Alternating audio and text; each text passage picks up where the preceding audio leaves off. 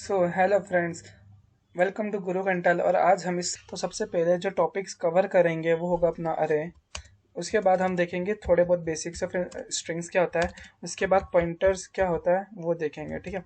तो ये तीन टॉपिक्स पे अपना ज़्यादा फोकस होने वाला है।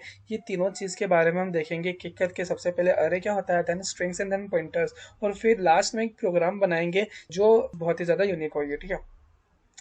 तो हम स्टार्ट करते हैं सबसे पहले किससे, अरे से। तो अरे क्या होता है? अरे, जैसे हमको पता है वेरिएबल क्या होता है। वेरिएबल क्या होता है कोई बताएगा मुझे कमेंट में? जल्दी से चैट में लिख के बता दो कि वेरिएबल क्या होता है और कितनी वैल्यू का टाइम वो स्टोर कर सकता है, ठीक है। अब हमें पता है, मैं बता देता हूँ, वैसे हमने कल भी पढ़ रखा था। तो वेरिएबल्स क्या होता है, जिसकी वैल्यू वेरीज कर सकते हो थ्रू आउट द प्रोग्राम कभी भी, है ना। तो उसे हम कहते हैं वेरिएबल। और उसके बाद जो वेरिएबल होता है वो एट अ टाइम कितनी वैल्यू को स्टोर करता है, सिंगल वैल्यू को ही स्टोर करता है। मतलब मैंने एक वेरिएबल ले लिया जिसकी वैल्यू असाइन कर दे 1, तो इसको मैं सिंगल वैल्यू ही दे सकता हूँ। उसके बाद मुझे चाहता हूँ कि 1 के साथ इसको 2 भी स्टोर करा दूँ, तो ये चीज़ पॉसिबल नहीं है। मतलब ये वेरिएबल जो है वो एट अ टाइम कितनी वैल्यू को स्टोर कराएगा, सिर्फ और सिर्फ सिंगल वैल्यू को ही स्टोर करा सकता है। अगर मैंने एक से ज़्यादा वैल्यू को स्टोर कराने की कोशिश करी तो वो एरर देगा। अब होता क्या है कि अगर हमें किसी चीज़ की एंट्री लेनी हो, तो एंट्री क्या होती है, मतलब एक साथ बहुत सारे डेटा कलेक्ट करना हो, तब हम सिंगल वेरिएबल्स पे डिपेंड नहीं हो सकते, क्योंकि तब हम लेते हैं, किसका यूज़ करते हैं, हम अरे का यूज़ करते हैं। किसका यूज़ करते हैं, हम अरे का यूज़ कर सकते हैं। तो अरे क्या होता है, अरे सेम टू सेम वेरिएबल जैसा ही होता है, मैं कुछ नया नहीं बताने वाला। अरे क्या होता है, सेम टू सेम जो वेरिएबल होता है सेम टू सेम अरे भी वही होता है। बट वो क्या करता है, वो एक साथ मल्टीपल वैल्यूज को स्टोर कर सकता है। मतलब अगर मैंने अरे ले लिया, एक अरे ले लिया मान लो ए आर नाम का, उसकी साइज दे दी मैंने 5, ठीक है। तो ये क्या कर सकता है, ये 5 वैल्यू को स्टोर करा सकता है। और इसकी खास चीज़ वो है कि अगर इसका डेटा टाइप मैंने दे दिया इंटीजर टाइप का, है ना। तो अगर मैंने इंटीजर टाइप का दे दिया तो ये 5 वैल्यू किसके टाइप की स्टोर कराएगा, इंटीजर टाइप की वैल्यू को स्टोर करा सकता है एक के अंदर, है ना। तो ये चीज़ आई थिंक क्लियर होगी आपको। अगर ये चीज़ समझ में तो चैट बॉक्स में मैं इशारा करूँ तो हम समझ जाएंगे कि हाँ आपको समझ में आ रहा है। तो ये हो गया अरे क्या होता है। अब अब यही जो लाइन लिखी है मैं, यही होता है उसका सिंटैक्स। उसको कैसे डिक्लेयर करा जाता है, अब मैंने इसको डिक्लेयर कर दिया, इसके बाद इसका आगे टर्मिनेट भी कर दो। उसके बाद जब कंपाइलर इसको रीड करेगा तो क्या करेगा, एक ब्लॉक बना देगा, किसमें, मेमोरी के अंदर एक ब्लॉक बना देगा, ठीक है। जिसकी मैक्सिमम साइज, जिसकी जो साइज होगी 5 होगी। साइज मतलब बोले तो, साइज मतलब वो पांच पांच वैल्यूज को एट अ टाइम स्टोर कर सकता है। 5 से ज़्यादा वैल्यू को स्टोर नहीं कर सकता, बट उससे कम को स्टोर कर सकता है। ये चीज़ को आप ध्यान रखना कि वो मैक्सिमम 5 वैल्यू को स्टोर कर सकता है, बट 5 से कम वैल्यू को स्टोर नहीं कर सकता, है ना। तो आई थिंक ये भी क्लियर होगा आपको। अब जो मेमोरी ने ब्लॉक क्रिएट करेगा, तो अब वो ऐसा तो नहीं होगा कि वो पांचों ब्लॉक को सेम नाम दे दे। उसको कुछ ना कुछ डिफरेंट नाम देगा कि भैया अगर मैंने बोला अभी कि मुझे सेकंड बॉक्स की वैल्यू चाहिए, इस सेकंड वाले बॉक्स की वैल्यू चाहिए इस वाले बॉक्स की, तो मैं क्या करूंगा, तो मैं ऐसा तो नहीं करूंगा ना, ए आर नाम से बुला लूँ तो वो सेकंड वैल्यू को भी दे दे, उसके बाद ए आर नाम से ही थर्ड वैल्यू को भी दे दे। तो वो उसने क्या करा, हर एक बॉक्स को एक इंडेक्स दे दिया, जिसके थ्रू उसको पहचाना जाता है। क्या दे दिया, हर बॉक्स को एक इंडेक्स दे दिया, जिसके थ्रू उसको पहचाना जाता है, उसका नाम उससे ही है, ठीक है। तो जो अरे होता है उसका इंडेक्स, हमेशा ये चीज ध्यान रखना कि इंडेक्स का स्टार्ट होता है 0 से, और उसके बाद उसका इंडेक्स जो होता है वो इंक्रीमेंट होता जाता है ना, 1 से, ठीक है। अब 0 था, उसके बाद हो गया 1, उसके बाद हो गया 2, उसके बाद देन हो गया जो है 3, उसके बाद हो गया अपना 4। तो ये चीज़ आई थिंक आपको क्लियर होगी कि हर एलिमेंट का, हर बॉक्स को उसने एक इंडेक्स दे दिया जिसके थ्रू उसको पहचाना जाएगा अगर उसमें उसका यूज़ करेंगे तो, ठीक है। अब हमें पता है जो ये ब्लॉक क्रिएट हुआ इसका नाम क्या है, ए आर आर है। क्या नाम है उसका, ब्लॉक का नाम क्या है, ए आर आर है। क्या नाम है, ब्लॉक जो हमने क्रिएट करा है उसका नाम जो है वो है, उसका नाम है ए आर आर, ठीक है। आई थिंक ये चीज़ क्लियर होगी आपको। तो अगर मुझे फर्स्ट ब्लॉक को एक्सेस करना है तो मैं किसके थ्रू कर सकता हूँ उसको समझना।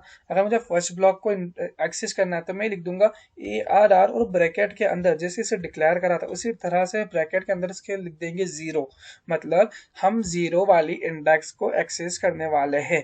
उसके बाद उसको कुछ ना कुछ वैल्यू दे दो, मतलब इसको इनिशियलाइज कर दो। इसको 0 इंडेक्स को मैंने इनिशियलाइज कर दिया 10। मतलब जो अपना ये 0 इंडेक्स वाला है, मतलब ये वाला जो सेल है, इसके अंदर मैंने वैल्यू फीड करा दी कितनी, 10 डाल दी। कितनी वैल्यू डाल दी, 10। उसके बाद अगर मुझे सेकंड इंडेक्स वाली मतलब इंडेक्स 1 वाली वैल्यू को एक्सेस करना है तो उसके अंदर मैं क्या कर दूंगा, यहाँ पे इंडेक्स की जगह पे जो जहाँ पे हमने साइज डाली थी ना 5, वहाँ पे हम क्या डाल देंगे 1। और उसके बाद इसको भी असाइन कर देंगे वैल्यू या इनिशियलाइज कर देंगे। मान लो मैंने कर दिया 12 सर, ठीक है। तो जो अपना सेकंड बॉक्स होगा उसकी वैल्यू को भी हमने देख लिया किस तरह से इनिशियलाइज कर सकते हैं। उसके बाद मैं थर्ड को भी कर सकता हूँ इसी तरह से। उसके बाद फोर्थ भी को भी सेल को भी कर सकता हूँ। इस तरह के मैं जितने भी सेल है उसको एक्सेस कर सकता हूँ। अब ये चीज़ बहुत ही ज़्यादा डिफिकल्ट है कि मैं एक एक सेल को लेके इनिशियलाइज करूँ, पहले 0 इंडेक्स को, 1 इंडेक्स को, फिर 2 इंडेक्स को। तो हम क्या करते हैं, एक और तरीका होता है इसको समझने का, करने का इनिशियलाइज। तो क्या करो, मैंने लिख लिया ARR। हमको साइज तो पता है क्या है, साइज कितनी है 5 है। और इसके बाद मैंने ऐसे करके लिख दिया, 2 पैरेंथेसिस लगाया।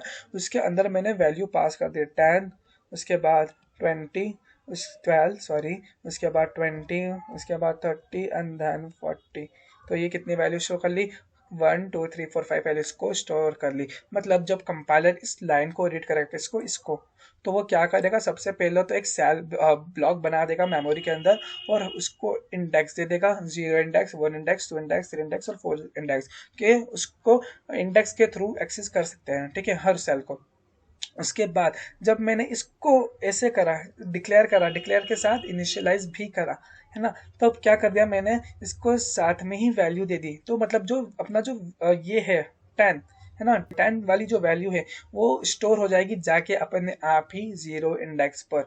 उसके बाद जो सेकंड वैल्यू है जो है 12, वो अपने आप जाके स्टोर हो जाएगी 1 इंडेक्स पे। और ऐसे करके करके सारी वैल्यू अपने आप जाके स्टोर हो जाएगी किसमें, इंडिविजुअल इंडेक्सेस में। तो अगर हम अभी, तो मैंने क्या करा, डिक्लेरेशन टाइम पे ही इनिशियलाइज कर दिया। अगर हम चाहे तो इसे रन टाइम पे भी ले सकते हैं। कैसे, हम इसे इटरेट करा देंगे, इटरेट इटरेट करा देंगे, ठीक है। तो वो चीज़ कैसे होती है, ये सारी चीज़ें हमने कवर कर चुकी है हमारी प्लेलिस्ट में। अगर आपने वो प्लेलिस्ट नहीं देखी हो तो हम मैं रिफ़र करूँगा कि आप वो चीज़ को देख लो। अगर आपके उसके बाद जो भी डाउट हो गए वो सारे के सारे क्लियर हो जाएंगे।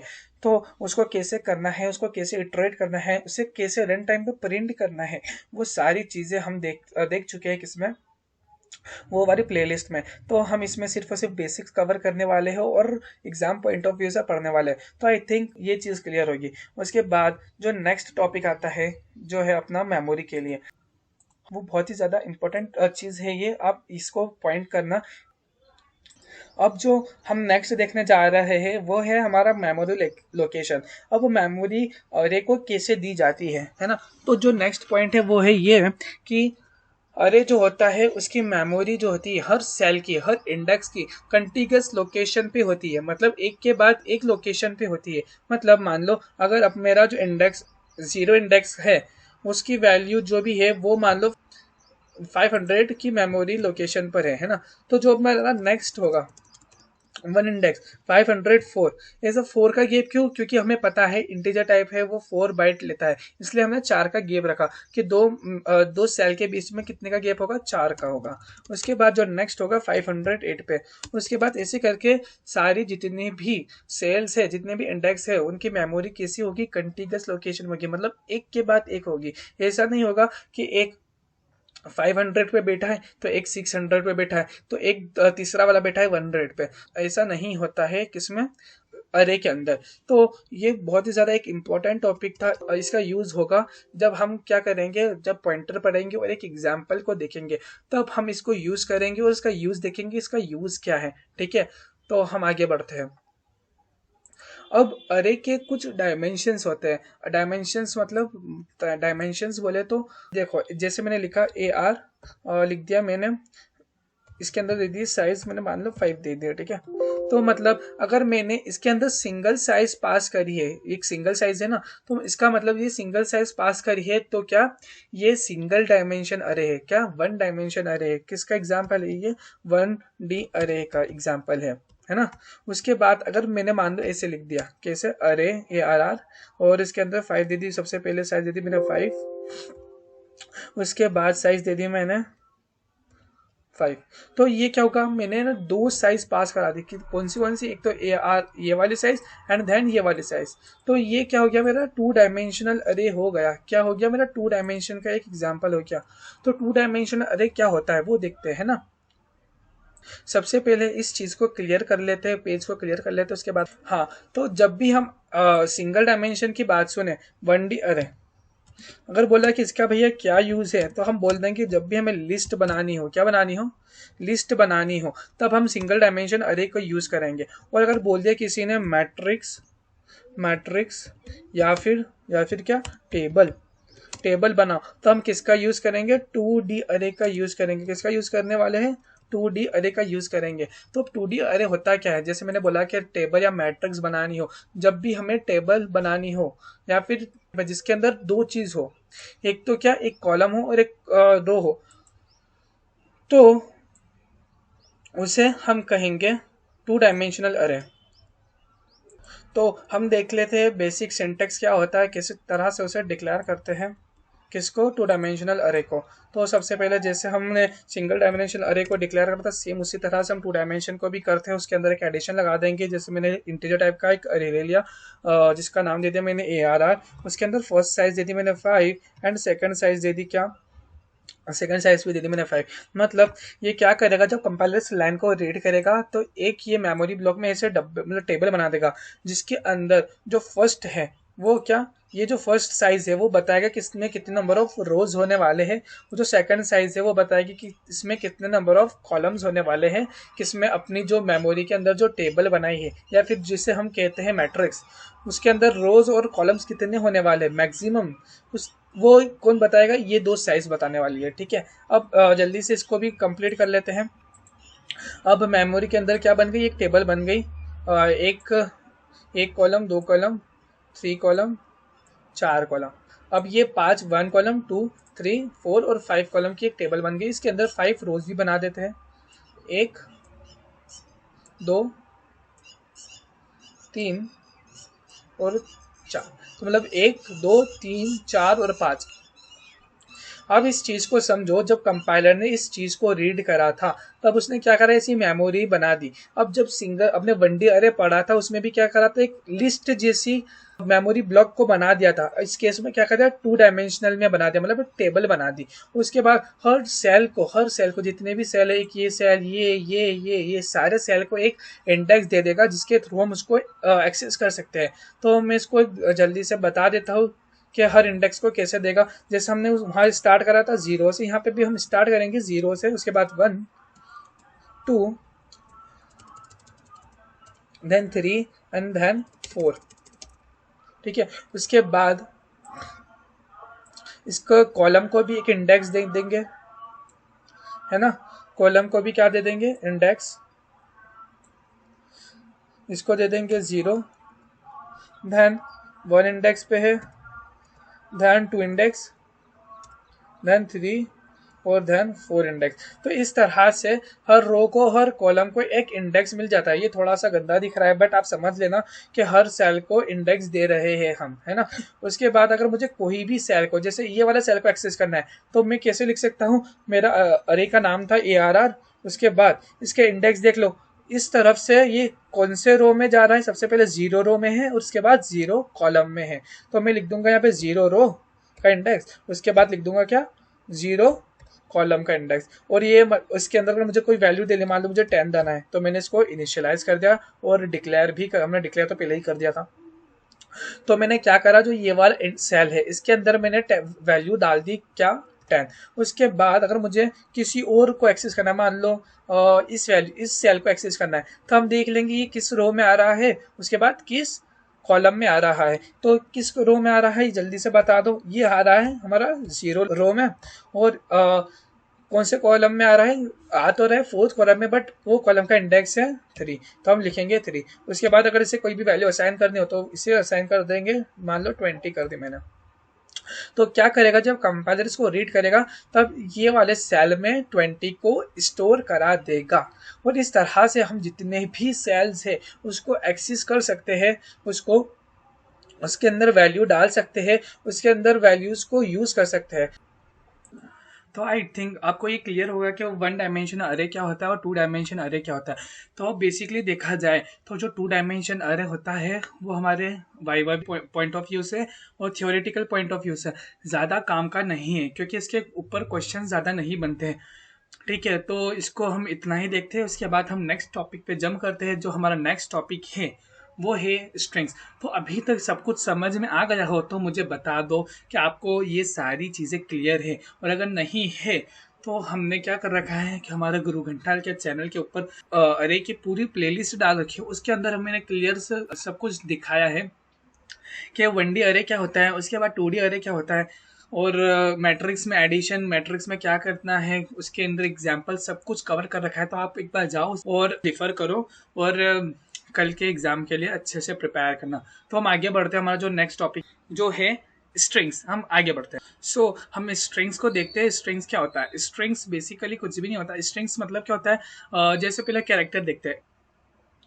कैरेक्टर क्या होता है, हर जितनी भी चीज़ें अपनी कीबोर्ड में दिख रही है हमें, वो सारी की सारी चीज़ें, मतलब कोई स्पेशल कैरेक्टर हो, कोई अल्फ़ाबेट हो, कोई नंबर्स हो, यहाँ तक कि नंबर्स भी सारे के सारे किसके अंडर आते हैं, अपने कैरेक्टर के अंदर आते हैं। यहाँ तक कि जो स्पेस है, हम जो स्पेस देते हैं, जैसा यहाँ पे मैंने स्पेस दे दी है ना, ये स्पेस आपको दिख तो नहीं रही होगी, बट जो स्पेस होती है वो भी हमारी कैरेक्टर के अंदर आती है। ठीक है, तो जब हम सब सारी चीज़ों को फ्रेम करके एक सेंटेंस में लिख दिया, जैसे मैंने लिख दिया हेलो, तो ये क्या हुआ, मेरा सेट ऑफ कैरेक्टर हो गया, तो इसे मैं कहूंगा स्ट्रिंग, है ना। तो ये क्या हो गया मेरा स्ट्रिंग्स। तो स्ट्रिंग्स क्या होता है, एक सेट ऑफ कैरेक्टर होता है जिसे हम रिप्रेजेंट करते हैं अरे के थ्रू। ठीक है, तो हम देखते हैं इसका बेसिक सिंटेक्स क्या होता है, कैसे क्या करना है। तो हम चलते हैं सीधे ऑनलाइन कंपाइलर पे, उस पर हम प्रोग्राम बनाएंगे और एक छोटे मोटे एग्जाम्पल्स भी देखेंगे। तो चलो, तो हम आ गए हमारे ऑनलाइन कंपाइलर पे। यहाँ पे हम हमारा कोड लिखने स्टार्ट कर देते हैं। मैं जल्दी से लिख लेता हूँ, पहले यहाँ पे सिलेक्ट कर लो। हाँ, तो हैश इंक्लूड, आपको तो पता ही होगा, सबसे पहले ये लगाना पड़ता है हमेशा, नहीं तो दिक्कत आ जाएगी। stdio.n.h, है ना। और इसके बाद मैंने क्या करा, इंट अरे पहले एक और हेडर फाइल लगा दो। हाँ, तो स्ट्रिंग के अंदर एक और हेडर फाइल हमें इंक्लूड करनी पड़ती है। स्ट्रिंग जब भी यूज़ करेंगे, जो होती है अपनी हैश इंक्लूड, वो होती है क्या, strings string string dot H, है ना। तो ये ध्यान रखना, जो हम फंक्शंस पढ़ेंगे आगे, स्ट्रिंग्स जो सपोर्ट करते हैं कुछ फंक्शंस को, स्ट्रिंग CRP, स्ट्रिंग CPY, उसके बाद स्ट्रिंग कॉपी, उसके बाद दो तीन फंक्शंस पढ़ेंगे।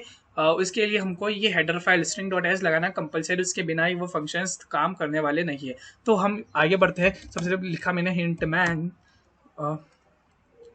टिक टिक टिक, है ना। उसके अंदर मैंने स्टार्ट कर दिया, 2 ब्रैकेट भी लगा दिए, बहुत ही बढ़िया। उसके बाद सबसे पहले एक अरे ले लो। किस टाइप का लेना चाहिए हमें ये बता दो। तो हम जब भी हम स्ट्रिंग को लिखेंगे, स्ट्रिंग को डिक्लेयर करेंगे, हमारा जो अरे होगा वो कैरेक्टर टाइप का होगा। किस टाइप का होगा, इस चीज़ को दिमाग में रखना हमेशा। अपना जो अरे होगा वो कैरेक्टर टाइप का होगा। अब स्ट्रिंग का कुछ नाम दे दो, मैंने लिख लिया str नाम का दे दिया। ठीक है, str। उसके बाद हमको साइज मेंशन करनी पड़ेगी कि अपनी स्ट्रिंग है उसकी टोटल लेंथ कितनी होने वाली है, उसके अंदर टोटल कैरेक्टर्स, एक एक अल्फ़ाबेट जो होता है ना ABCD, तो कितने नंबर ऑफ अल्फ़ाबेट्स को कैरी करने वाला है। ठीक है, तो मैंने मान लो अभी मैंने दे दी 10, तो ये मेरी होगी मैक्सिमम साइज। ये देखा हमने कैसे इसको डिक्लेयर कर सकते हैं ना। उसके बाद इसको कैसे इनिशियलाइज कर सकते हैं वो देख लेते हैं। अब इसे 2 तरीके से इनिशियलाइज कर सकते हैं। पहला तरीका ये होता है कि मैं इसे पैरेंथेसिस में लिख लूँ। देखो इस तरह से मैंने ये लगा दिया। उसके बाद से टर्मिनेट भी कर देते हैं। इसके अंदर मैंने क्या करा, सिंगल कोड के अंदर लिखते हैं, है ना। सिंगल कोड के अंदर लिख दिया मैंने एच, उसके बाद कोमा करके HE, उसके बाद कोमा लगाया L। ऐसे करने में थोड़ा टाइम जाता है, बट ठीक है कर लेते हैं इतना भी। HEL, उसके बाद एक और L, देन कॉमा और फिर डबल सिंगल कोड के अंदर ओ। और उसके बाद एक चीज़ और लगानी पड़ती है जो एक नई चीज़ है, /0। ये क्या होता है मैं बताता हूँ आपको, ठीक है। जो ये /0 है, जो यहाँ ये /0 है, इसको हम ध्यान रखना हमेशा। इसे हम कहते हैं नल कैरेक्टर। इसका काम क्या है, ये बताता है कि जो हमारी स्ट्रिंग है वो यहाँ पर एंड हो गई है, मतलब इसके आगे कोई और स्ट्रिंग के वर्ड या कोई अल्फ़ाबेट या कोई किसी टाइप का भी स्पेशल कैरेक्टर नहीं है, तो इसको लगाना ज़रूरी है। मतलब अगर हमने बहुत सी बार ऐसा हो सकता है कि हमने इसको लगाया नहीं, तो वो क्या करेगा, कंपाइलर जैसे ही स्ट्रिंग खत्म होगी उसके बाद अपना /0 लगा देगा, ठीक है। तो इसको भी हमेशा ध्यान रखना, ये चीज़ बता दी। अब इसको एक और तरीके से डिक्लेयर कर सकते हैं। मैंने एक और कैरेक्टर टाइप की स्ट्रिंग ले ली जिसका नाम दे दिया मैंने str1। उसकी साइज फिर से मैंने दे दी 10, ठीक है। उसके अंदर मैंने किस तरह से इसको इनिशियलाइज करता हूँ वो देखना आप। इसको मैंने डबल कोड के अंदर लिखा क्या, हेलो। दोनों का काम सेम है, दोनों को मैं प्रिंट करूंगा तो क्या सेम आउटपुट ही आएगा। देखो मैं प्रिंट भी कर देता हूँ, print प्रिंट f, ध्यान इसको टर्मिनेट कर दो। ये सारी चीज़ें हम देख चुके हैं वैसे कैसे प्रिंट करते हैं, प्रिंट एफ क्या होता है, ये सारी चीज़ें हम देख चुके हैं। तो इसके अंदर मैंने लगा दिया %। अब इसमें जो डेटा स्पेसिफायर यूज़ या फॉर्मेट स्पेसिफायर यूज़ करते हैं वो हमेशा ध्यान रखना, जब भी हम स्ट्रिंग को प्रिंट कराएंगे फॉर्मेट स्पेसिफायर लगाएंगे %s, S stands for string, ठीक है।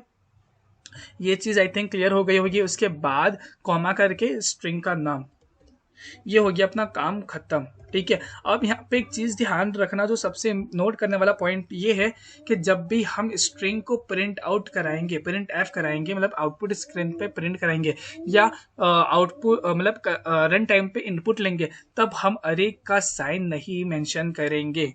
क्या नहीं करेंगे, अरे का साइन मेंशन नहीं करने वाले। देखो मैंने यहाँ पे अरे का साइन नहीं दिया है, जो होता है ना साइज देता है, ये चीज़ मैंने यहाँ नहीं लिखी है। तो ये चीज़ आप भी ध्यान रखना, कभी भी नहीं करते हैं। अगर कुछ केस में कर सकते हैं, वो क्या है, केस क्या है, जब हम एक एक अल्फ़ाबेट को इटरेट कराएं, मतलब सबसे पहले फर्स्ट कैरेक्टर ले, उसके बाद सेकंड अल्फ़ाबेट, उसके बाद थर्ड कैरेक्टर, उसके बाद फोर्थ कैरेक्टर, उस टाइप से अगर ले तो हम फिर इटरेट कराते वक्त उसको स्ट्रिंग में हम साइज वगैरह दे सकते हैं। बट अभी भी जब मैं फॉर्मेट स्पेसिफायर %s लगाऊंगा, तब स्ट्रिंग के अंदर कोई भी साइज मेंशन नहीं करेंगे, ठीक है। ये चीज़ आई थिंक आपको क्लियर हो गई होगी। तो हम आगे बढ़ते हैं, प्रिंट एफ। और जो सेकंड टाइप का हेलो हमने लिखा था उसको भी प्रिंट करा देते हैं। यहाँ पे लिख दिया मैंने %s और /n for line change and comma करके यहाँ पे str1, ठीक है। इसको कर दो टर्मिनेट, तो भैया एरर दे देगा। अब इसे जल्दी से कर देते हैं रन। अब देखते क्या आउटपुट आ रहा है। ओहो, कुछ एरर, ओह यहाँ पे एक एरर आ रही थी। वो एरर ये थी कि यहाँ पे मैंने स्पेलिंग गलत लिख दी थी, CHAR होगा तो मैंने CHR कर दिया था, ठीक है। इसमें ए कर देते हैं CHAR। अब इससे कर देते हैं रन। तो मेरी एक एरर आ रही थी, तो अब इसे कर देते हैं रन। हाँ, तो ये हो गया रन। हाँ, तो देख सकते हैं आप दोनों तरीके से हेलो प्रिंट हो रहा है, दोनों में कोई फर्क नहीं है। तो अगर आप इसको ऐसे इनिशियलाइज करो या फिर ऐसे इनिशियलाइज करो, दोनों का मतलब सेम ही है। तो हमने देखा किस तरह से इसको डिक्लेयर करना है स्ट्रिंग को, किस तरह से इसे डिक्लेयर करके इनिशियलाइज भी कर सकते हैं। उसके बाद अगर उसे हमको रन टाइम पे लेना है, अब मान लो क्या करा, बस इसको डिक्लेयर कर दिया str1। अब उसे मुझे रन टाइम पे लेना है, तो दो तरीके होते हैं ना, दोनों को मैं बता देता हूँ। इसको भी हम रन टाइम पे ले लेंगे, समझना। अब एक बहुत ही शानदार चीज़ है, समझना है ना। अब मैंने क्या करा, एक स्ट्रिंग str1 ले ली और एक स्ट्रिंग str2 ले ली, है ना। अब उससे मैं क्या करूँ, एक रन टाइम पे लेता हूँ। मैं रन टाइम पे कैसे लेते हैं, स्कैनएफ फंक्शन को यूज़ करके स्कैनएफ लगाया। उसके बाद ध्यान इसके अंदर लिख देंगे हम क्या लिख देंगे, %s, क्योंकि हमको स्ट्रिंग लेनी है इसलिए %s यूज़ कर रहे हैं।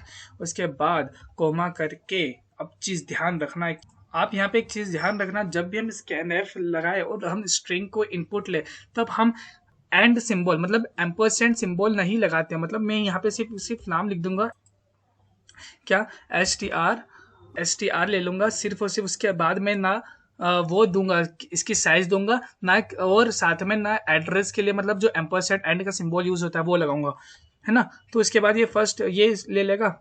उसके बाद एक और है, एक फंक्शन होता है गेट, गेट एस करके, है ना। उसको भी हम देख लेते हैं, वो क्या होता है। इसके अंदर हम parameter pass sorry argument pass करते हैं। वो आर्ग्यूमेंट कौन सा होता है, वो आर्ग्यूमेंट होता है क्या, ये गेट एस फंक्शन भी क्या काम करता है, ये भी रन टाइम पे इनपुट लेता है। कहाँ से, कंसोल स्क्रीन पर से। जो रन टाइम पे जो हम इनपुट देंगे वो इसका भी काम वही है, ठीक है। तो इसमें क्या कर दिया है मैंने, इसके अंदर जो आर्ग्यूमेंट डालेंगे वो क्या होगा, जो अपनी स्ट्रिंग है उसका नाम। अब मैंने इसमें डाल दिया str1। अब दोनों में फ़र्क क्या है, मैं इसको एक बार रन करता हूँ, इसके बाद बताता हूँ, ठीक है। सो इस प्रोग्राम को रन कर देते हैं और देखते हैं क्या प्रॉब्लम आ रही है। तो यहाँ पे इनपुट देना है, तो मैं लिख देता हूँ हेलो वर्ल्ड, WORLD वर्ल्ड। अब देखो क्या हुआ, यहाँ पे enter the string to hello world. तो यहाँ पे ना क्या करा इसने, हमसे सेकंड वाला इनपुट ही नहीं मांगा, जो गेट एज फंक्शन था उसका इनपुट में ही नहीं मांगा। ऐसा क्यों हुआ, क्योंकि बहुत सी बार क्या होता है, जब हम खाली स्पेस छोड़ देते हैं फिर हम /n लगा देते हैं, तो उसके बाद जो नेक्स्ट हम कैरेक्टर यूज करने वाला तो उसमें उसकी वैल्यू स्टोर हो जाती है। इसलिए हमको ये चीज़ हटाने के लिए तो क्या कर दो, इसको एक बार और लगा दो, गेट एज फंक्शन को यूज एक बार और कर लो, str1, ठीक है। उसके बाद इसे एक बार रन कर देते हैं, अब देखते हैं प्रॉब्लम सॉल्व होती है कि नहीं।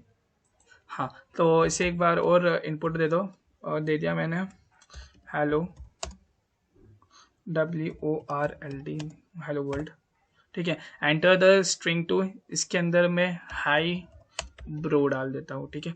अब देखना क्या होगा। अब फर्स्ट टाइम जब मैंने गेट एस 2 बार लगाया, अब दोनों बार इनपुट ले रहा है, उसके बाद प्रिंट एफ में भी इनपुट में आ रहा है। अब मैंने फर्स्ट टाइम जब स्कैन एफ के थ्रू इनपुट लिया था तब क्या डाला था मैंने, हेलो वर्ल्ड डाला था, और यहाँ पे प्रिंट क्या हो रहा है, सिर्फ और सिर्फ हेलो प्रिंट हो रहा है। जब मैंने स्पेस दी उसके बाद का कुछ भी प्रिंट नहीं हो रहा, और बट जब मैंने गेट एस फंक्शन यूज करा, जितना भी मैंने लिखा था वो एज इट इज प्रिंट हो गया तब। तो ये डिफरेंस है दोनों में, स्कैनएफ फंक्शन में और गेटएस फंक्शन में। क्या डिफरेंस है, बेसिक डिफरेंस ये है, जब भी हम स्कैनएफ फंक्शन यूज करेंगे और अगर एंटर मतलब इनपुट लेते वक्त किसी ने भी स्पेस प्रेस कर दिया, मतलब जैसे ही वो स्पेस को एनकाउंटर करेगा तो वो क्या समझेगा, यहाँ पे स्ट्रिंग एंड हो गई है और वो वहाँ पे /0 लगा देगा। भले आप फिर उसके बाद आगे वैल्यू दो या मत दो, उससे फर्क नहीं पड़ता।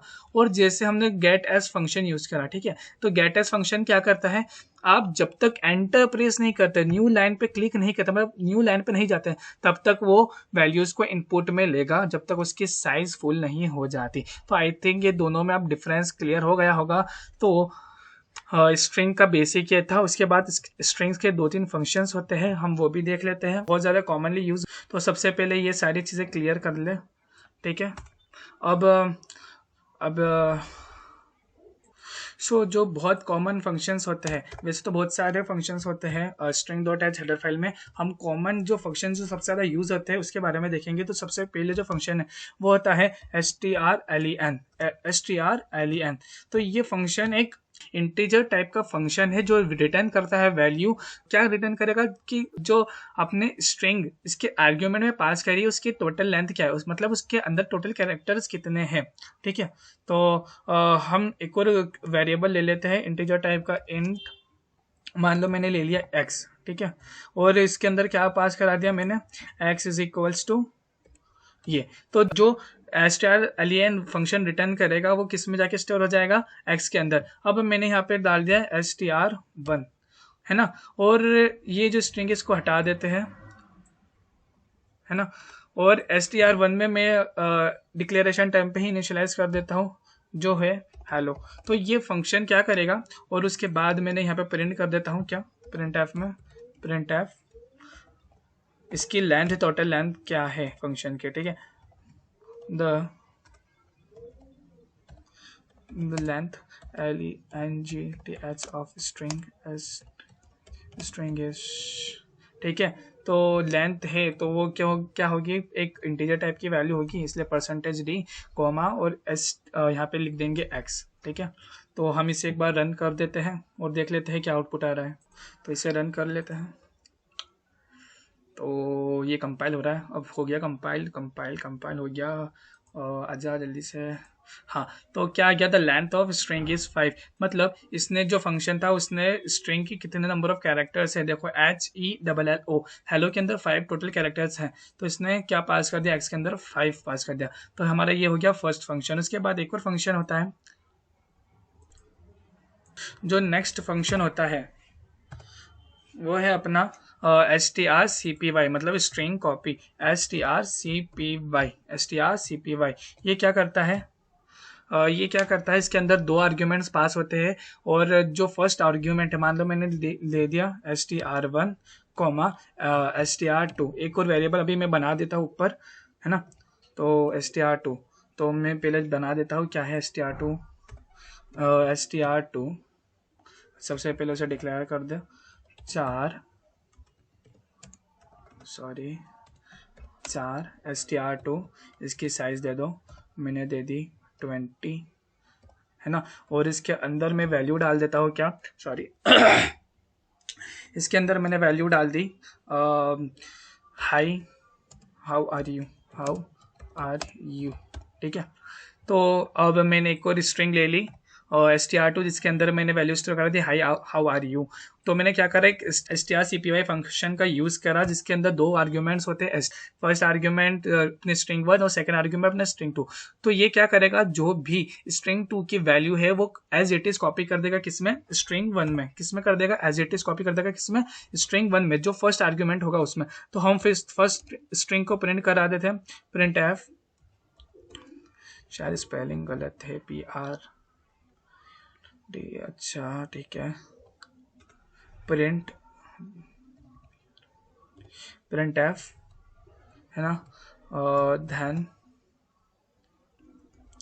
हमको कराना है स्ट्रिंग को प्रिंट, इसलिए यहाँ पे लिख दिया मैंने STR1 को प्रिंट करा दो, है ना, और /n भी लगा देते हैं इसके पहले, कि हमको क्लियरली समझ में आ जाए चीज़ें।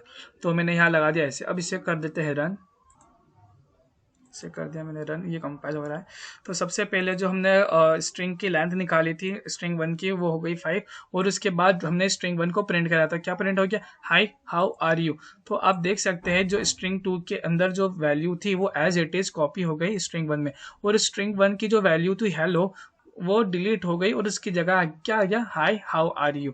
तो ये चीज़ इतनी क्लियर हो तो जल्दी से चैट बॉक्स में थम्स अप दे दो, बहुत देर हो गई। और अगर आपने अभी तक वीडियो को लाइक नहीं करा है तो लाइक कर दो, अपने दोस्तों के साथ शेयर भी कर दो, क्योंकि इसके बाद हम स्टार्ट करने वाले हैं पॉइंटर्स, है ना। तो जल्दी से लाइक कर दो और साथ में क्या, थम्स अप भी सेंड कर दो चैट में, ठीक है। अब नेक्स्ट फंक्शन जो है हमारा वो देखने वाले हैं STR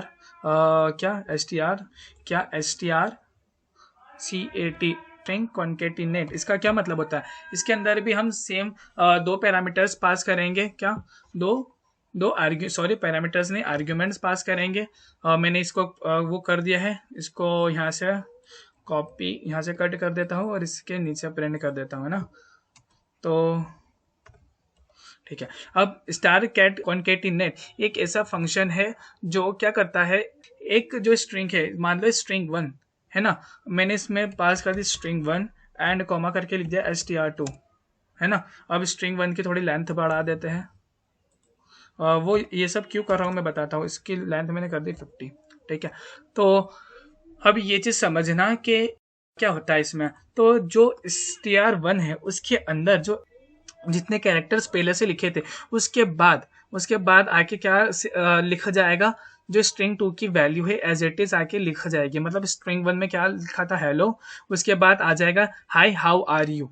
तो स्टार CAT फंक्शन का मतलब समझ में आया। स्टार CAT फंक्शन क्या करता है, कॉन्केटिनेट मतलब दो स्ट्रिंग्स को जोड़ने का काम करता है। क्या करता है, दो स्ट्रिंग्स को जोड़ने का काम, मतलब स्ट्रिंग 1 में जो भी था वो तो रहेगा, उसके साथ में जो स्ट्रिंग 2 है वो आके क्या हो जाएगी, मर्ज हो जाएगी उसके बाद में ही, ठीक है। इसको एक बार रन कर देते हैं और उसके बाद देखते हैं क्या आउटपुट आ रहा है। इसको मैंने कर दिया रन, हो रहा है ये कंपाइल हो रहा है, कंपाइल एंड कंपाइल होने के बाद देखो तो यहाँ पे क्या हो गया, hello hi how are you, तो ये प्रिंट हो गया। तो आई थिंक ये वाला भी स्ट्रिंग कॉन्केटिनेट क्लियर होगा। और जो लास्ट फंक्शन हम पढ़ने वाले हैं वो है STR CMP। ये एक ऐसा फंक्शन है STR लिखा है, यानी CMP। एक ये ऐसा फंक्शन है जिसके अंदर हम फिर से दो आर्ग्यूमेंट पास करेंगे जो हमें कुछ वैल्यू रिटर्न करता है, वो इंटीजर टाइप की वैल्यू रिटर्न करता है। वो करता क्या है, दो स्ट्रिंग्स को कंपेयर करता है। क्या करता है, कंपेयर। अगर दोनों स्ट्रिंग्स सेम हुई, मतलब स्ट्रिंग 1 इक्वल टू स्ट्रिंग 2 हुई, तो वो रिटर्न कर देगा 0। और अगर दोनों की वैल्यू डिफरेंट हुई, मतलब अगर string 1 is not equals to string 2, तो उनकी जो आज की वैल्यू का जो डिफरेंस होगा वो रिटर्न कर देगा। तो हम जल्दी से इस स्ट्रिंग 2 को भी थोड़ा सा मॉडिफाई कर देते हैं और इसके अंदर लिख देते हैं हेलो। ठीक है, अभी सेम कर देते हैं और एक को नया वेरिएबल ले लेते हैं, इंट y, है ना। और यहाँ पे मैं y के अंदर स्टोर करा देता हूँ जो ये फंक्शन रिटर्न करेगा। और इसके अंदर पास कर देते हैं क्या, दोनों स्ट्रिंग्स str1 str2।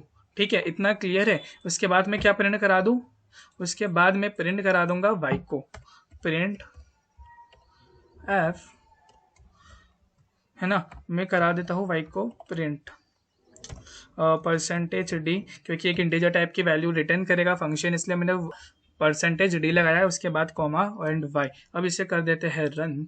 अब देखते हैं क्या आउटपुट आता है। ठीक है, मैंने कर दिया इसे रन, कंपाइल हो रहा है। तो ये हो रहा है कंपाइल और हो गया कंपाइल कंप्लीट। उसके बाद हाँ, तो देखो दोनों स्ट्रिंग क्या थी, दोनों स्ट्रिंग आइडेंटिकल थी, मतलब दोनों की स्ट्रिंग में मैंने हेलो हेलो लिख रखा था, इसलिए इसने दोनों को कंपेयर करा और बता दिया कि भैया दोनों में कोई डिफरेंस नहीं है, दोनों स्ट्रिंग क्या है, सेम है, इसलिए इसने प्रिंट कर दिया 0। अब मान लो अगर एक स्ट्रिंग को मैं थोड़ा सा चेंज कर दूँ, इसके स्मॉल एच की जगह कैपिटल एच कर दूँ, तो इसको रन करके देखते हैं क्या होगा। अब इसे रन करा तो देखो क्या हुआ। अब इसने क्या आज की डिफरेंस बता दिया कि भैया पूरी स्ट्रिंग तो सेम है, जब दोनों फर्स्ट कैरेक्टर की जो आज की का जो डिफरेंस है तो वो क्या है 32 है। तो इसलिए क्या हो गया, हमको रिटर्न बता दिया कि दोनों स्ट्रिंग में क्या कंपैरिजन हुआ और दोनों का डिफरेंस क्या आ रहा है। ठीक है, आई थिंक ये चीज़ क्लियर होगी। यहाँ पर ही हमारा स्ट्रिंग्स का जो टॉपिक है वो कम्प्लीटली क्लियर हो जाता है। और यहाँ पे हमने स्ट्रिंग्स और अरे दोनों कवर कर चुके हैं। अगर इतनी चीज़ें आपको समझ में आई हो तो चैट में थम्स अप सेंड कर दो या कर दो, जिससे मुझे पता चल जाए कि आपको ये चीज़ें समझ में आ रही है। उसके बाद अगर ज़्यादा अच्छे से आ रही है तो वीडियो को लाइक करो, कमेंट करो और अपने दोस्तों को भी शेयर करो। अब हम स्टार्ट करेंगे नया टॉपिक जो है हमारा पॉइंटर्स। वो बहुत ही ज़्यादा इंपॉर्टेंट है ना। तो हम देखेंगे पॉइंटर क्या होता है, कैसे होता है, उसके अंदर क्या क्या चीज़ें हैं, और उसके बाद एक प्रोग्राम देखेंगे। उसके बाद हम इस सेशन को एंड करेंगे। तो चलो स्टार्ट करते हैं। पॉइंटर्स है तो पॉइंटर क्या होता है, हम आ जाते हैं फिर से अपने पेंट। तो चलो हम स्टार्ट करते हैं पॉइंटर क्या होता है। तो बेसिकली हमको पता है वेरिएबल क्या होता है। पहले हम वेरिएबल से उससे कंपेयर करते हैं वेरिएबल क्या होता है। तो वेरिएबल क्या होता है, वेरिएबल एक ऐसी चीज है जो वैल्यू को स्टोर करता है, किसी वैल्यू को स्टोर कर सकता है। मान लो वो इंटीजर टाइप का वेरिएबल है तो वो इंटीजर टाइप की वैल्यू को स्टोर करेगा।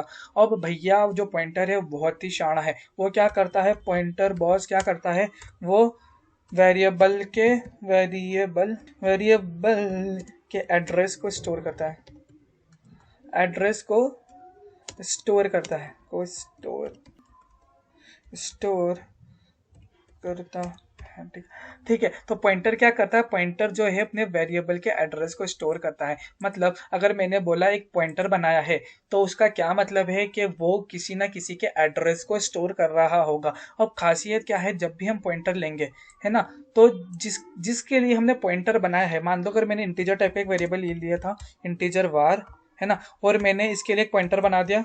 पॉइंटर को भी हम डिफाइन करते हैं। देखो पहले सिंटैक्स देख लेते हैं। पॉइंटर का सिंटैक्स होता है इंट, और हम सबसे पहले उसको लगाते हैं एस्ट्रिक्स का सिंबल, एस्ट्रिक्स का सिंबल लगाते हैं। उसके बाद पॉइंटर का नाम मैंने मान लो अभी दे दिया ptr। ठीक है, तो ये हो गया उसका बेसिक सिंटैक्स और उसके कहते हैं डिक्लेरेशन।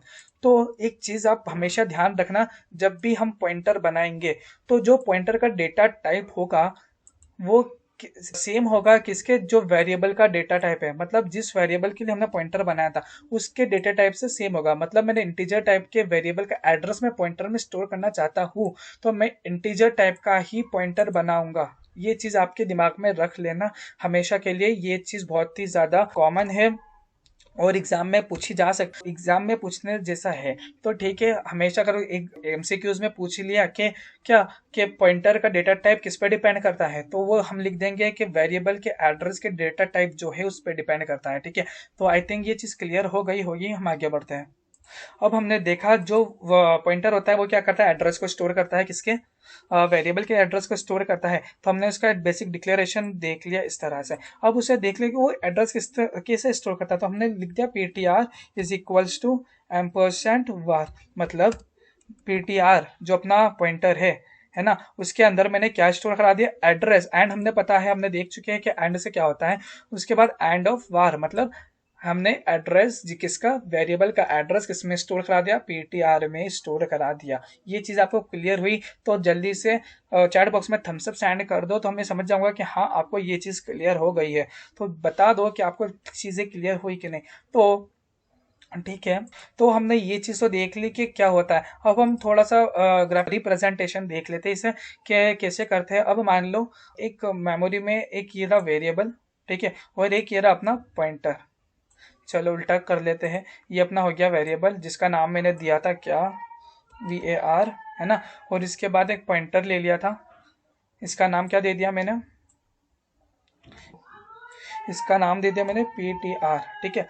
अब ये पॉइंटर है अपना और ये है वेरिएबल। अब अब ये चीज देखो, बहुत ही सही चीज है जो मैं बता रहा हूँ अभी। पॉइंटर जो है वो क्या स्टोर करेगा, वो चीज देखना है ना। पॉइंटर, अब मान लो इसका वेरिएबल का कुछ एड्रेस है, इसका कुछ एड्रेस है, मान लो मैंने दे दिया इसे 2012 ऐसा कुछ दे दिया, ठीक है, कुछ भी हो गया। अब इसका कुछ एड्रेस है और पॉइंटर का भी कुछ ना कुछ एड्रेस होगा, ठीक है। पॉइंटर का भी कुछ ना कुछ एड्रेस होगा कि जहाँ पे उसकी मेमोरी पता चले कि भैया ये यहाँ पर बैठा है। तो मान लो इसको दे दिया मैंने 10012, ये सब नाम दे दिया, ठीक है। अब पॉइंटर क्या करता है, हमें पता है जो वेरिएबल इसके अंदर, हमें पता है वेरिएबल क्या स्टोर करता है, वेरिएबल वैल्यू को स्टोर करता है। यहाँ पे हमने वेरिएबल की वैल्यू क्या ले ली थी, 10, इसलिए हमने यहाँ पे स्टोर करा दिया 10, ठीक है। किसके अंदर, वेरिएबल के अंदर स्टोर करा दिया 10, ठीक है। ये चीज आई थिंक क्लियर हो गई होगी। अब जो अपना पॉइंटर होता है वो स्टोर करता है किसको, वेरिएबल के एड्रेस को। तो मतलब यहाँ पे मैंने स्टोर करा दिया क्या, 200120। तो मतलब ये चीज आप समझो कि जो पॉइंटर की जो वैल्यू होती है वो किस पे डिपेंड कर रही है, और वेरिएबल के एड्रेस के ऊपर, वेरिएबल के एड्रेस के ऊपर। पॉइंटर के अंदर वेरिएबल के एड्रेस को स्टोर करा सकते हैं। ये चीज देख ली। अब हम पॉइंटर से वेरिएबल को एक्सेस कर सकते हैं, वो कैसे कर सकते हैं वो देखते हैं हम। मैंने लिखा प्रिंट एफ, प्रिंट एफ, उसके अंदर लिख दिया मैंने क्या, %d डबल कोड के अंदर, ठीक है, %d कॉमा एस्ट्रिक ptr। इसका क्या मतलब है, जब मैं लिखूंगा एस्ट्रिक ptr, मतलब एस्ट्रिक ptr, इसका मतलब है मैं वैल्यू को पॉइंट कर रहा हूँ, किसकी वैल्यू को, जिसका एड्रेस ये पॉइंटर ने स्टोर कर रखा है। मतलब 200120 पे जो भी वैल्यू रखी होगी उसको ये पॉइंट कर रहा होगा। तो हमने क्या देखा, इसकी वैल्यू को पॉइंट कर रहा होगा जिसके एड्रेस को इसने स्टोर कर रखा है। तो हम क्या कर सकते हैं, इसके थ्रू इस तरह से इसको एक्सेस कर सकते हैं। तो मैंने क्या करा, पॉइंटर को लगा दिया, एस्ट्रिक सिंबल लगा के पॉइंटर को लगा दिया। अब हम देख लेते हैं डबल पॉइंटर क्या होता है। उससे पहले ये सारी चीजें क्लियर कर लेते हैं, ठीक है। तो उससे पहले आप ये बता दो कि आपको पॉइंटर समझ में आया क्या होता है। पॉइंटर बेसिकली कुछ नहीं होता, पॉइंटर स्टोर करता है वेरिएबल के एड्रेस को और पॉइंट करता है वेरिएबल की वैल्यू को। अगर अभी भी आपको कुछ डाउट हो, अगर कुछ भी आपको समझ में नहीं आया हो, तो आप जाओ यूट्यूब के हमारे चैनल के ऊपर, हमने पॉइंटर्स बहुत अच्छे से कवर कर रखा है और उसके अंदर एग्जाम्पल्स भी दे रखे हैं, तो आप उसको भी एक बार रिफर कर सकते हो। तो हम बढ़ते हैं आगे डबल पॉइंटर की ओर। डबल पॉइंटर क्या होता है, ठीक। अब डबल पॉइंटर क्या होता है भैया, हमने देख लिया कि पॉइंटर क्या होता है। पॉइंटर क्या होता है, जो वेरिएबल के एड्रेस को स्टोर करे, और वेरिएबल क्या होता है, जो वैल्यू को स्टोर करे। अब यहाँ पे हम देख लेते, पहले मैं बना देता हूँ उसके बाद। तो हाँ, हमने ये चीज बना ली है। अब होता क्या है, अब मैंने एक वेरिएबल ले लिया जिसका नाम दे दिया var, ठीक है। उसके अंदर मैंने वैल्यू स्टोर करा दी क्या, उसके अंदर मैंने वैल्यू स्टोर करा दी 10, है ना। उसका कुछ ना कुछ एड्रेस होगा जो मेमोरी में स्टोर होगा। तो पॉइंटर क्या करता, हमने एक पॉइंटर ptr1 ले लिया और इसे लिख देते हैं हम। पहले तो सबसे पहले ले लिया मैंने ptr इंटीजर टाइप का एक पॉइंटर वेरिएबल बना दिया var नाम का, जिसके अंदर मैंने वैल्यू दे दी 10, है ना। उसके बाद क्या करा, ptr1 ले लिया जो है किस टाइप का, इंटीजर टाइप का ही है, जो है ptr1 जो है इंटीजर टाइप का, है ना। और इसके अंदर कैसे इसको देखेंगे, स्ट्रिक सिंबल से देखेंगे, है ना।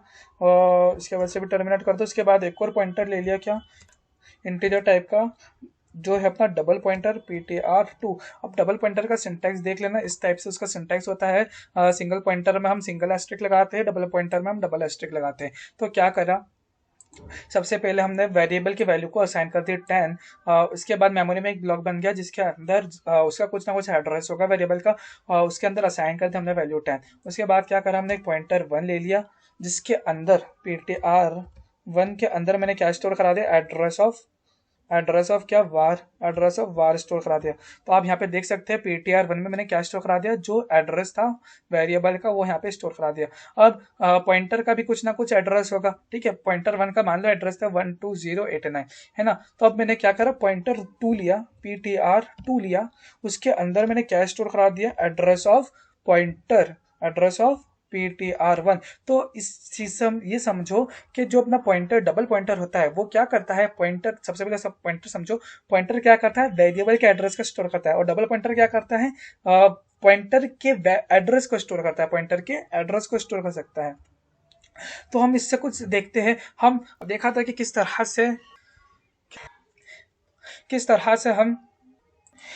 से हम पॉइंटर के थ्रू वेरिएबल की वैल्यू को एक्सेस कर सकते हैं। अब हम देखते हैं डबल पॉइंटर के किस तरह से हम डबल पॉइंटर को यूज करके वेरिएबल की वैल्यू को एक्सेस कर सकते हैं। तो वैसे ही मैंने लिख लिया प्रिंटर print उसके अंदर ब्रैकेट लगा दिया, उसको टर्मिनेट कर दिया, उसके अंदर मैंने लिख दिया।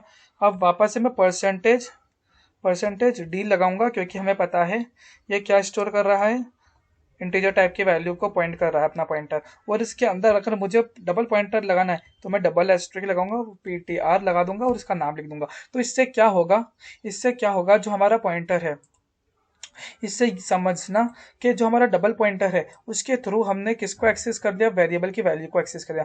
पहले हमने क्या करा था, पॉइंटर 1 से वेरिएबल 1 की वैल्यू को एक्सेस करा था, और उसके बाद अब क्या करा, पॉइंटर 2 की हेल्प से हमने क्या करा, वेरिएबल की वैल्यू को एक्सेस कर लिया। अब हम देखते हैं, हमने देख लिया पॉइंटर क्या होता है, डबल पॉइंटर क्या होता है, ये तो सिर्फ बेसिक था। अगर आपको और अच्छे से करना हो और एग्जाम्पल्स भी देखना हो तो हमने गुरु घंटाल के चैनल में एक प्लेलिस्ट डाल रखी है पॉइंटर्स नाम से, आप उसको एक बार थ्रोली देख लो। उसके अंदर हमने एग्जांपल्स को भी कवर कर रखा है, एवरीथिंग उसमें अच्छे से डिटेल में देख रखी है। तो आप अगर आप चाहे तो उसको रेफरेंस में ले सकते हो।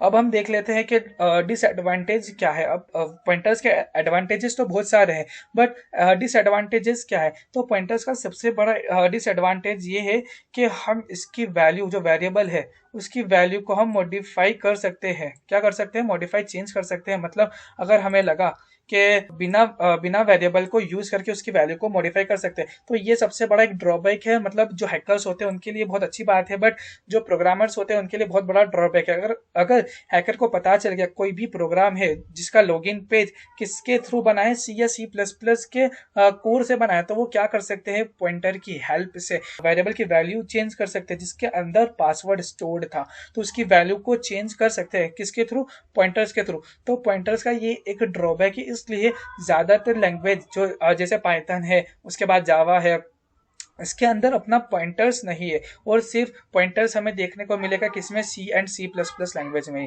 तो एक ये हो गया ड्रॉबैक, और इसके एडवांटेज तो बहुत सारे हैं, उसके बारे में अभी बात नहीं करते। हम अब आगे बढ़ते हैं नेक्स्ट पॉइंट की ओर, जो है अब हम एक प्रोग्राम देखने जाएंगे। अब हम एक प्रोग्राम देख रहे हैं, मुझे एक बात बताना, मुझे कमेंट में लिख के बताओ कि ऐसा पॉसिबल है कि हम अरे को क्या करा सके, अरे को रिटर्न करा सके। हाँ, ऐसा ये पॉसिबल है। अच्छा, मुझे ये बताओ कि जो रिटर्न रिटर्न होता है, कोई भी फंक्शन होता है उसके अंदर जो रिटर्न लिखते हैं एंड के अंदर, वो क्या रिटर्न करता है, वो किस टाइप की वैल्यू को रिटर्न करता है। ये चीज मुझे जल्दी से कमेंट में लिख के बताओ कि वो किस टाइप की वैल्यू को रिटर्न करता है ना। जल्दी से बताओ। अगर मान लो मैंने इंटीजर टाइप का फंक्शन बनाया तो वो किस टाइप की वैल्यू को रिटर्न करेगा। अगर मैंने कैरेक्टर टाइप का फंक्शन बनाया है तो किस टाइप की वैल्यू को रिटर्न करेगा, और अगर मैंने वॉइड टाइप का फंक्शन बनाया तो वो किस टाइप की वैल्यू को रिटर्न करेगा। ये तीनों चीज मुझे जल्दी से आप चैट बॉक्स में बता दो। तो मैंने क्या करा है, एक प्रोग्राम बनाया है जिसमें हम क्या कर रहे हैं, हम अरे को रिटर्न करवा रहे हैं। क्या करा रहे हैं, अरे को रिटर्न करा रहे हैं। अभी तक हमने देखा था कि अरे जो है वो मल्टीपल वैल्यूज को स्टोर करता है, और हमने फंक्शंस में पढ़ चुके हैं कि जब भी फंक्शन रिटर्न करता है वैल्यू को, तो वो सिंगल वैल्यू को ही रिटर्न कर सकता है। तो जो अपना रिटर्न होता है वो at a time single value को ही रिटर्न कर सकता है। बट हम इस प्रोग्राम में क्या देख रहे हैं कि हम एक साथ में पूरा अरे को क्या कर देंगे, रिटर्न करवा देंगे। इसके लिए हमको पहले पॉइंटर्स पता होना चाहिए, इसलिए हमने पहले पॉइंटर्स देख लिया था।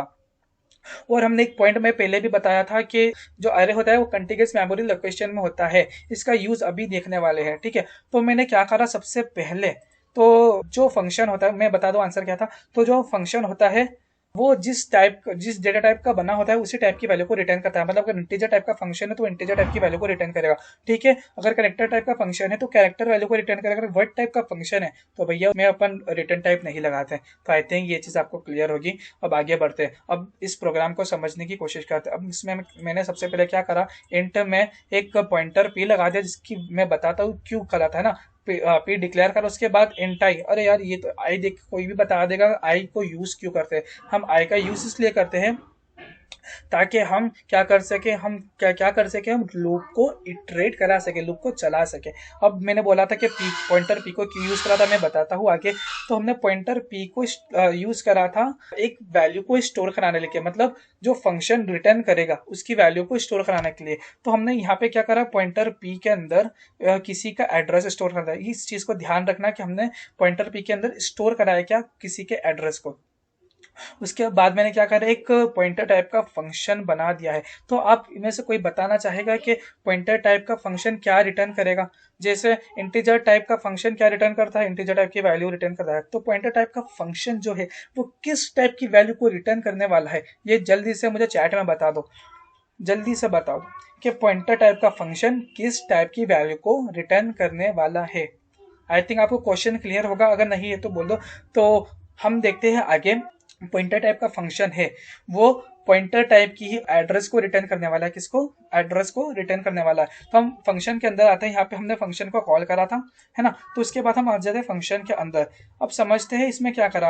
अब मैंने ले लिया एक अरे, इंटीजर टाइप का अरे, जिसका नाम दे दिया आर और उसकी साइज दे दी मैंने 5। अब इसमें क्या करा मैंने, सबसे पहले तो अरे को इनपुट ले लिया। हमको पता है कि रन टाइम में कैसे इनपुट लेते हैं। अगर ये चीज आपको क्लियर ना हो कि कैसे हम फॉर लूप को इटरेट कराते हैं, तो हमने फिर से बोल रहा हूँ कि गुरु घंटाल के चैनल के ऊपर हमने अरेज की प्लेलिस्ट डाल रखी है, उसमें जाके आप देख सकते हैं कि किस तरह से हम रन टाइम पे वैल्यू को इंसर्ट करा सकते हैं अरे के अंदर, ठीक है। उसके बाद हमने इंसर्ट तो करा दिया, अब उसको चेक करिए कि भैया जो वैल्यू इंसर्ट हुई है वो सारी की सारी एग्जैक्ट वही है जो हमने इंसर्ट कराई थी, कुछ आगे पीछे तो नहीं है। तो ये सारी चीज हमने करी फंक्शन के अंदर, और उसके बाद हमने रिटर्न करा दिया आर। तो यहाँ से आर क्या जा रहा है, आर नहीं जा रहा, आर एक में जा रहा है एड्रेस। क्या जा रहा है, एड्रेस। तो यहाँ से हमने रिटर्न करा दिया एड्रेस किसका, किसका, आर का। तो आर क्या है, अपना अरे। तो अगर मैं इसको ऐसे लिखूं, कैसे, आर ब्रैकेट के अंदर 0, तो बात वही है। मतलब यहाँ पे जो अगर मैं आर लिख रहा हूँ या आर ब्रैकेट्स के अंदर 0 मतलब 0 इंडेक्स, तो यहाँ पे क्या जा रहा है, 0 इंडेक्स का एड्रेस रिटर्न हो रहा है फंक्शन के अंदर।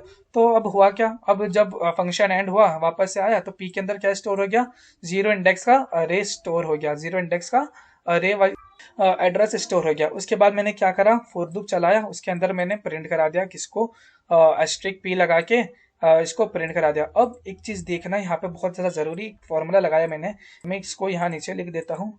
क्या लगाया है, एस्ट्रिक पी ब्रैकेट के अंदर पी प्लस आई। इससे क्या होगा, अब पी तो हमें पता है क्या होता है, पी क्या होता है, पी के अंदर क्या स्टोर है, 0 इंडेक्स का एड्रेस स्टोर है। और आई क्या है, आई हमने लूप के अंदर इटरेट करा, तो आई की वैल्यू बार बार चेंज होगी। अब मैंने एक पॉइंट बताया था जब हम अरे देख रहे थे, क्या कि अरे स्टोर होता है वो एक कंटिगस मेमोरी लोकेशन के अंदर स्टोर होता है। मतलब 0 इंडेक्स, उसके बाद आता है 1 इंडेक्स, उसके बाद सेकंड इंडेक्स, उसके बाद तो उसकी जो मेमोरी होती है एक के बाद एक। तो हम क्या कर रहे हैं, हम मेमोरी के थ्रू एक के बाद एक अलग डिफरेंट इंडेक्स को जंप कर रहे हैं, और पॉइंटर पी क्या करता है, उस वैल्यू को पॉइंट करता है, इसलिए उस एड्रेस वाली वैल्यू को प्रिंट कर देगा। तो आई थिंक ये फॉर्मूला जो लिखा है मैंने, एस्ट्रिक पी प्लस आई, ये क्लियर हो गया होगा कि हमने क्यों लिखा है ना। तो यहाँ पे क्या होना चाहिए था, यहाँ पे हमको प्रिंट हो जाना चाहिए था। अब यहाँ पे इस प्रोग्राम में एक प्रॉब्लम है, सबसे पहले इसे सेव कर देते हैं। है ना। मैं प्रॉब्लम इसको रन करता हूँ, उसके बाद बताता हूँ इसके अंदर प्रॉब्लम क्या है। इसको रन कर देते हैं। तो देखो यहाँ पे एक वार्निंग आ रही है, क्या, function return address of local variable. अब लोकल वेरिएबल में बताता हूँ, बट अभी इसमें एरर नहीं है, एक वार्निंग आ रही है। तो हम इसके अंदर इनपुट दे सकते हैं। तो हमने मैंने पहले दे दिए 1, उसके बाद 2, उसके बाद 3, उसके बाद 4, उसके बाद 5। अब मैंने यहाँ पे पांचों वैल्यू को एंटर करा दिया। उसके बाद हाँ आप देख सकते हो कि जो वैल्यूज है वो भी प्रिंट हो गई है, क्या, 1 2 3 4 5। बट ये प्रिंट वैल्यू प्रिंट हुई, ये फंक्शन के अंदर ही प्रिंट हुई, ये मेन फंक्शन के अंदर वहां से प्रिंट नहीं हो पाई है। तो हम इस ये ऐसा क्यों हुआ मैं बताता हूँ। तो पहले पहले टर्मिनल को क्लियर कर लें। ठीक है, ये अपना टर्मिनल क्लियर हो गया, इसको बंद करते हैं। अब ऐसा क्यों हुआ, जब जब यहाँ पे हमने पॉइंटर की वैल्यू को रिटर्न कराया था, ठीक है, सॉरी, अरे के एड्रेस को, जीरो इंडेक्स वाले एड्रेस को यहाँ पे रिटर्न कराया था, तब वो गया किसमें, पी के अंदर। बट वो क्या हुआ, यहाँ से जैसे ही वो फंक्शन से बाहर हुआ, जिसका एड्रेस था वो हो गया चेंज, उसकी जो स्कोप था वो हो गया खत्म। क्यों, क्योंकि हमने ये बना दिया है एक लोकल वेरिएबल। अगर हम इसे ग्लोबल वेरिएबल बना देते, मतलब इसको यहाँ पे डिक्लेयर कर देते, ये सी प्रॉब्लम नहीं आती। बट ऐसी दिक्कत क्यों आ रही है, क्योंकि जो ये है, मतलब ये अपना अरे है, इसकी जो एड्रेस है वो सिर्फ और सिर्फ थोड़ी देर के लिए फंक्शन के अंदर ही है। मतलब इसके एड्रेस जो है वो टेम्पररी है, वो परमानेंट नहीं है। तो इसको परमानेंट करने के लिए हम एक कीवर्ड लगा देंगे, क्या, स्टैटिक। अब स्टैटिक से होता है क्या है समझना, ठीक है। और इसके पहले मैं लगा दूंगा स्टैटिक वर्ड, स्टैटिक कीवर्ड। अब इससे क्या हो गया, अब मेरी जो मेमोरी है वो क्या हो गई, फिक्स हो गई, कि जब तक ये प्रोग्राम एंड नहीं होगा, जब तक इंट मेन भी खत्म नहीं हो जाएगा, तब तक अरे के जो एड्रेस है वो सेम ही रहने वाला है, उसके अंदर कोई भी फर्क नहीं आएगा। अब इस प्रोग्राम को मैं पहले सेव कर लूँ, इसको कर दिया सेव, इसके बाद इसे रन कर देते हैं। तो अब देखो कोई भी वार्निंग नहीं आ रही, यहाँ पे सीधा इनपुट के लिए बोल रहा है, मैंने पहले डाल दिया 1, देन 2, देन 3, देन 4, देन 5। अब देखो सबसे पहले ये इनपुट ले लिया, उसके बाद जो फंक्शन के अंदर जो वैल्यू हमने प्रिंट कराई थी वो प्रिंट हो गई। उसके बाद जीरो इंडेक्स की वैल्यू प्रिंट हो गई, जैसे 1 देख लो आप क्लियरली, उसके बाद 2, उसके बाद 3, उसके बाद 4, उसके बाद 5। तो आई थिंक किस तरह से हम फंक्शन में से अरे को रिटर्न करा सकते हैं, इस प्रोग्राम में हमने समझ लिया होगा। और हमने देखा कि पॉइंटर का एक यूज ये भी है कि हम अरे क्या कहते हैं, फंक्शन के अंदर अरे को रिटर्न करा सकते हैं। सो इस लाइव सेशन में हमने बहुत सारी चीजें कवर करी। सबसे पहले अरे करा, उसके बाद स्ट्रिंग्स देखा, उसके बाद पॉइंटर्स देखा। सो आई थिंक ये सेशन आपके लिए बहुत नॉलेजेबल रहा होगा। अगर सेशन में मजा आया तो जल्दी से मुझे चैट बॉक्स में थम्स अप सेंड कर दो, तो मुझे भी पता चल जाए नहीं यार मैंने मेहनत करी है, तो वो मेरी मेहनत सफल हो गई और आपको सब कुछ समझ में आ गया। तो इसी के साथ आप थम्स अप सेंड करो, इसके साथ हम लाइव को एंड करते हैं। और इस लाइव सेशन में इतना ही। Thank you, bye bye, tata, take care.